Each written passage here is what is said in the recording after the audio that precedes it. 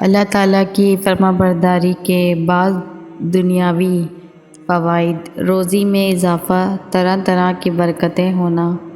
تکلیف اور پریشانی کا دور ہونا، مرادیں پوری ہونے میں آسانی ہونا، چین و سکون والی زندگی نصیب ہونا، بارش ہونا، ہر قسم کی بلا کا ٹل جانا،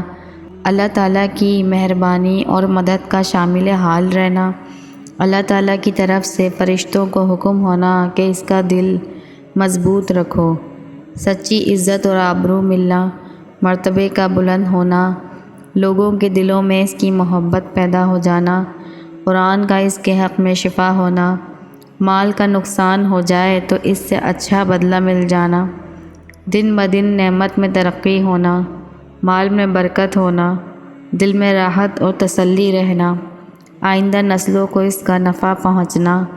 زندگی میں غیبی بشارتیں نصیب ہونا، مرتے وقت فرشتوں کا خوشخبری سنانا، مبارکباد دینا، عمر میں برکت ہونا، افلاس اور فاقہ سے بچے رہنا، اللہ تعالیٰ کے غضب سے بچ جانا۔ چند بڑے گناہوں کے متعلق: اللہ تعالیٰ کے ساتھ کسی کو شریک ٹھہرانا، یہ بہت بڑا گناہ ہے۔ ناحق کسی کو قتل کرنا،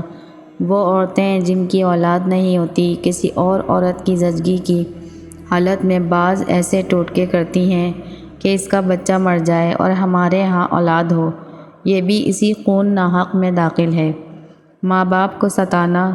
زنا کرنا، یتیموں کا مال کھانا، جیسے اکثر خواتین عورتیں خاوند کے تمام مال و جائیداد پر قبضہ کر کے چھوٹے بچوں کا حصہ اڑاتی ہیں، لڑکیوں کو میراث میں حصہ نہ دینا، کسی عورت پر شبہ میں زنا کی تہمت لگانا، ظلم کرنا، کسی کی غیبت کرنا یا سننا، اللہ تعالیٰ کی رحمت سے نا امید ہونا، وعدہ کر کے پورا نہ کرنا، امانت میں خیانت کرنا، شریعت کا کوئی حکم جیسے نماز، روزہ، حج، زکوٰۃ چھوڑ دینا، قرآن شریف پڑھ کر بھلا دینا، جھوٹ بولنا، خصوصاً جھوٹی قسم کھانا، اللہ تعالیٰ کے سوا کسی کی قسم کھانا یا اس طرح قسم کھانا کہ مرتے وقت کلمہ نصیب نہ ہو، ایمان پر خاتمہ نہ ہو، اللہ تعالیٰ کے سوا کسی اور کو سجدہ کرنا، بلا عذر نماز قضا کر دینا، کسی مسلمان کو کافر یا بے ایمان کہنا یا اللہ تعالیٰ کی تجھ پر پھٹکار یا تو اللہ کا دشمن ہے وغیرہ کہنا، کسی کی غیبت سننا، چوری کرنا، سود لینا، اناج ذخیرہ کرنا اور اس کی مہنگائی سے خوش ہونا، قیمت مقرر کر لینے کے بعد من مانی کر کے کم